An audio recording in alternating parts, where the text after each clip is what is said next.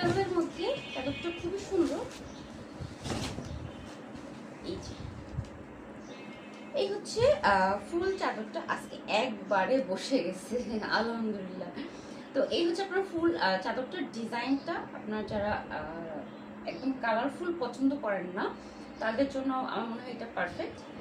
এবং ডিজাইনটা দেখেন আপনার সিম্পল বাট কালার হচ্ছে লাল কালো এবং মানে হালকা একটা কালারের মধ্যে আছে।